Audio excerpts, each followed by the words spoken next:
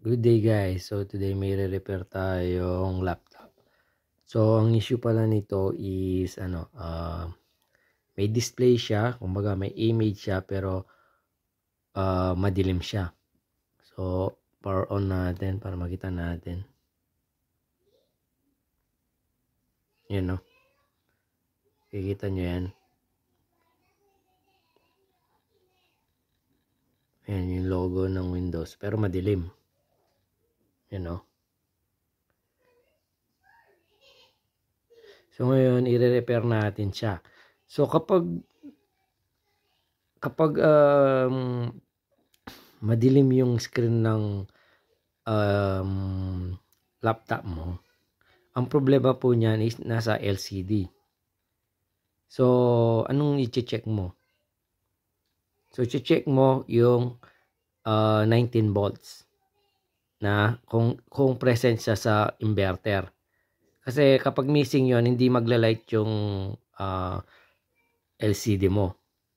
Kung naman no image siya, ang i-check mo is 3.3 volts. Yun ang i-check mo. Kapag no image siya, halimbawa white screen or wala siyang image pero may ilaw, yan. Pero tetesterin mo pa rin yung board mo, ay yung LCD mo para malaman mo kasi kailangan talagang i-troubleshoot. So mag-start ka magto-troubleshoot sa pin ng LCD mo. So ito, nabuksan ko na to, ayan. Ayan, kita nyo ang dilim mo. Huwag nating ilawan. Ayan o. So wala siyang ilaw, pero may image siya. So ngayon, check natin yung mismong LCD niya. Dahil kapag ganito yung problema niya guys, ang may sira niyan is yung part ng LCD na.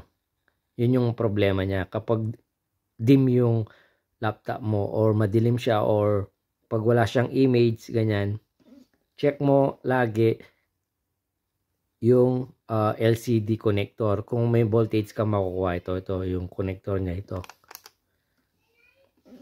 Dapat pala ganito yan. Usually nga, ulitin ko, yung 3.3 volts, minsan nasa left side, yung unang tatlong pin dito. O yung 19 volts nasa right side, yung unang tatlong pin dito. Tatlong pin o dalawa o apat. Depende yan po sa schematic ng laptop sa pagkakagawa niya. So ito yung sinasabi ko guys, no? Pag open mo nito, yung LCD nito, lagi yan, meron yang fuse.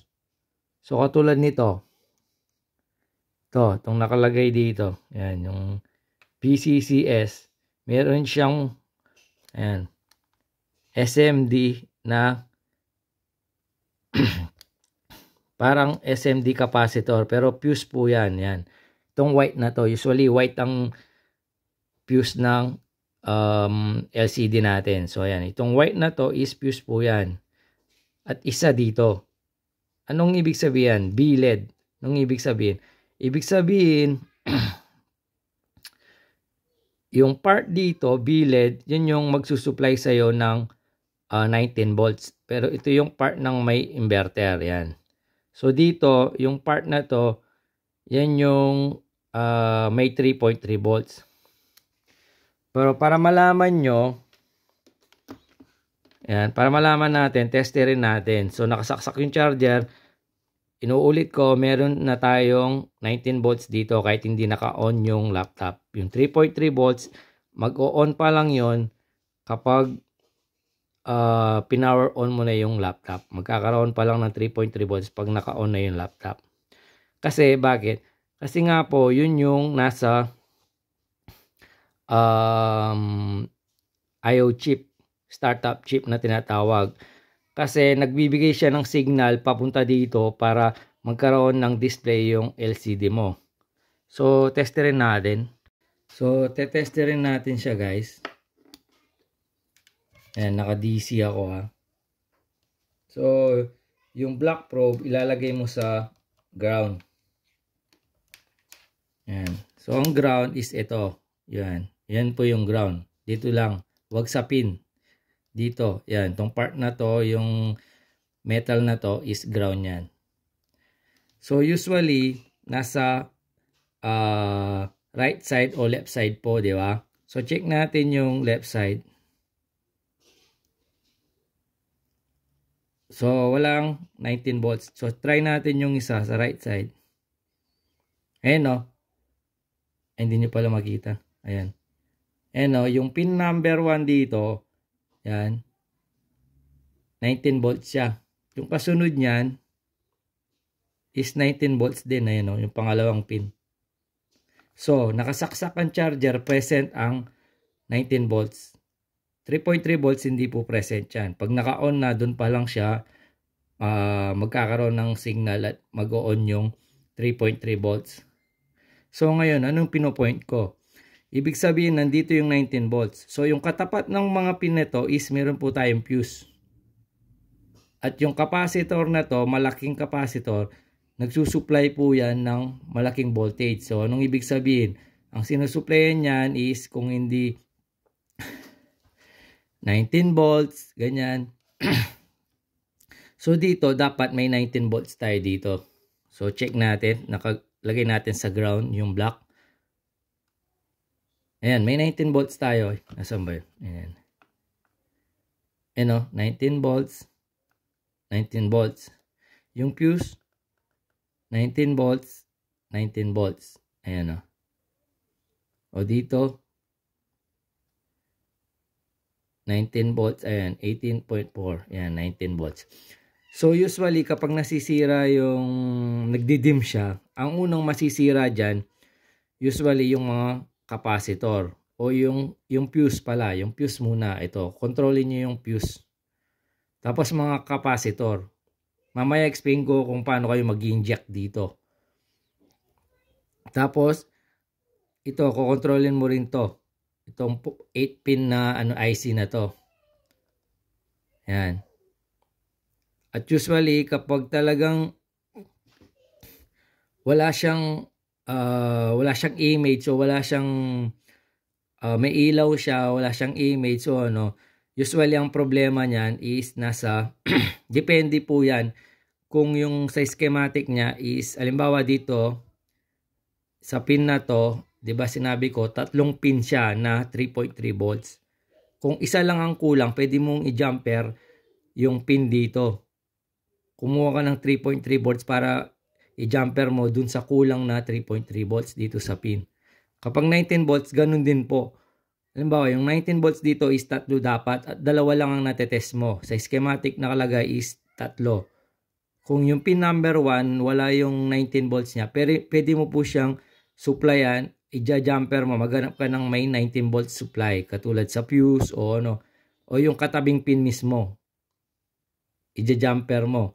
Kahit maglagay ka lang ng ng wire dito doon sa kung nasaan yung connector ng mismong LCD mo dito, buksan mo dito. Pag in-insert mo dito, pinasok mo, pagdikitin mo lang yung dalawang pin.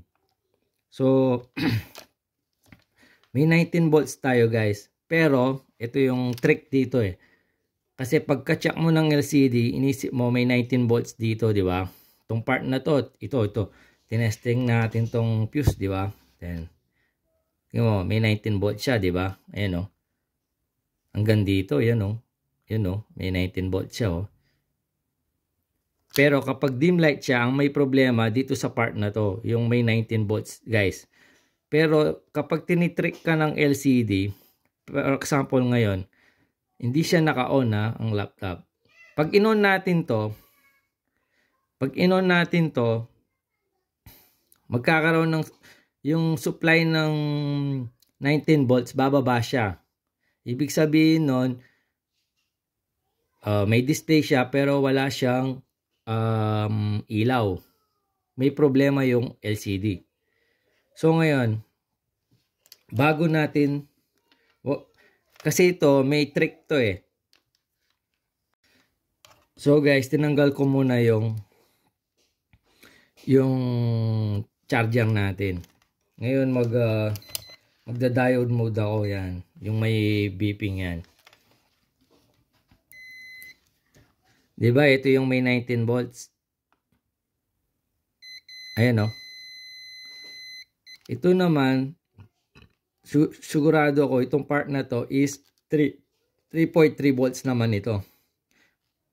Ayan o. Ito yung pin yan eh. Ayan o. Ayan, try natin kung ilan. Dalawa. Ayan, tatlong pin siya ng 3.3 volts. Ayan, dadaan muna sa fuse. Ayan. Usually kapag walang display at kompleto yung 3.3 volts mo dito, usually ang nasisira itong fuse na to.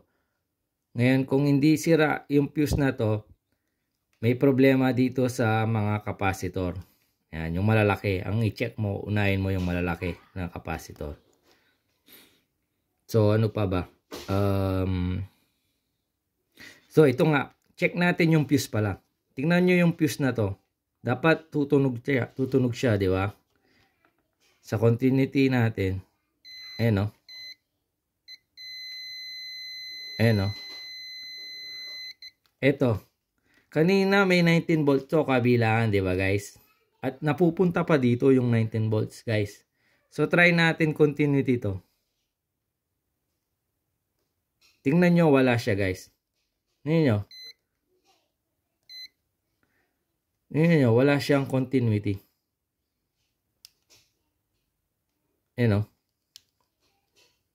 Kaya guys, wag kayong kapag tine-check nyo yung fuse ng LCD guys, wag kayong mag-check ng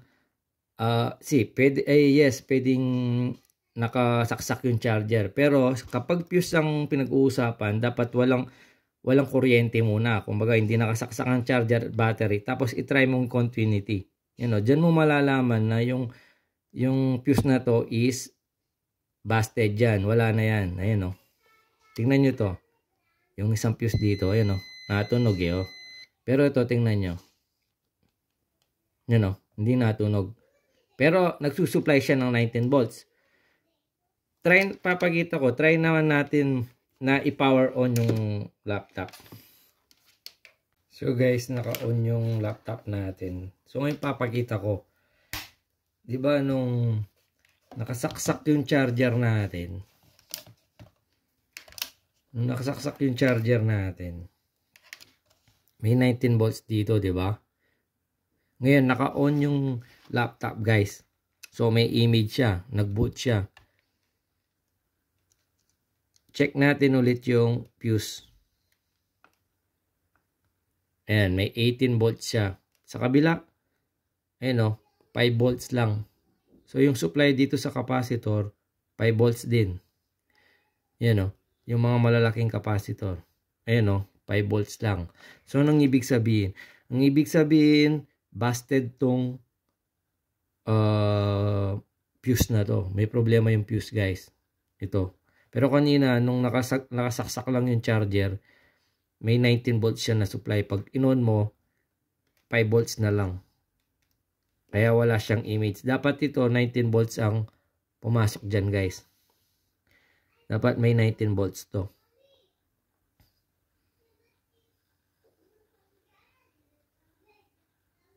Yan o, 5 volts lang. So, ngayon ang gagawin natin. So, pwede nating, dalawa lang yan. Pwede nating tanggalin yung fuse. Huwag na nating palitan. Lagyan natin ng wire. Yung sa USB wire lang, pwede na. Itong fuse na to. Huwag na nating lagyan. Para wala nang pumuputok na fuse.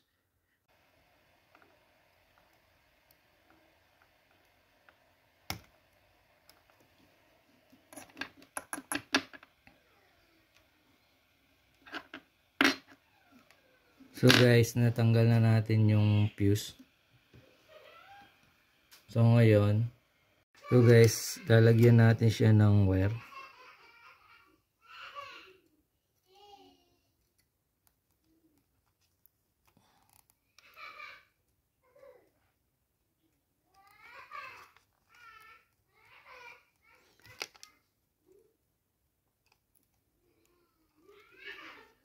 Yan.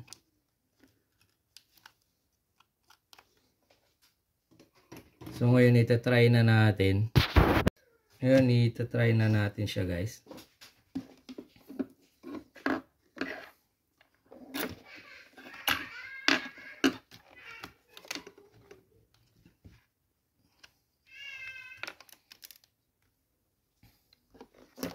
Yan, so power on natin.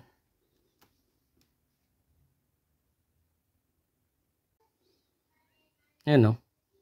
May display na siya guys. Yan no.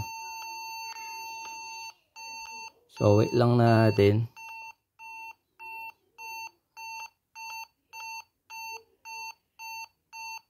Mukhang may problema yung hard disk nito guys. Mamamatay din yan eh.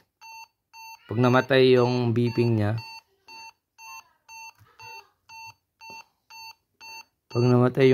ibig sabihin may problema din yung hard disk nito. Yan o, nawala.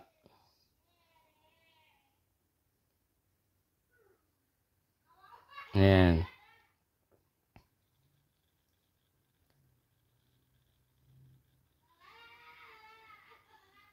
So kung nakita nyo, jumper, tinanggal muna natin yung fuse. So pagkatanggal ng fuse, tapos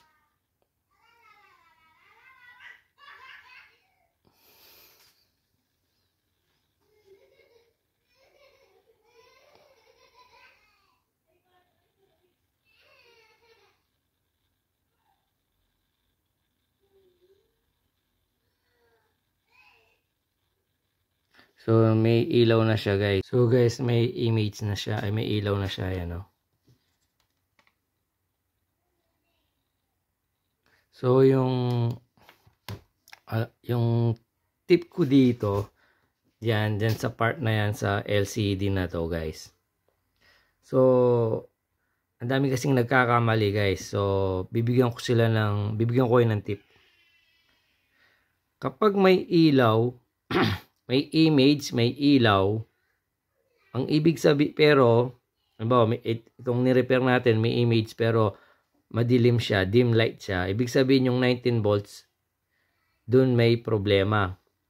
So jumper natin yung fuse dito. Saan ba yun? Ayan yung part dito. So check nyo lagi yung 19 volts kapag dim yung light ng LCD mo. Yung backlight, madalang lang masira yan guys, sabihin ko sa'yo. So, kapag naman 3.3 volts ang may problema, kung hindi white screen yan, no image. Pero may ilaw. Tapos, maraming nagkakamali kasi dito eh. Yung sa LCD eh. Kapag walang ilaw, as in black screen siya, pero umiikot yung pan, ang pwede mong kontrolin na kaya mong makontrol is yung RAM mo. So try mong tanggalin, linisin mo, tapos ibalik mo. O kung may spare kang ibang RAM, mas maigi. Kasi kapag black screen yung LCD, as in wala siyang image, at kinonect mo sa HDMI sa monitor, wala pa rin. Black screen siya, as in black screen siya at wala siyang image, as in wala siyang ilaw. Dalawa lang yan o tatlo lang yan. May problema yung RAM mo, may problema ka sa GPU mo, yung graphic card mo may problema. O pangatlo, yung ribbon cable mo may sira din. So kailangan ka mag-troubleshoot talaga. Kaya yung black screen mahirap yan eh. Kasi marami kang ito troubleshoot. At pwede din yung BIOS chip mo. Kailangan i-reprogram. Yan. Yun yung apat na yan.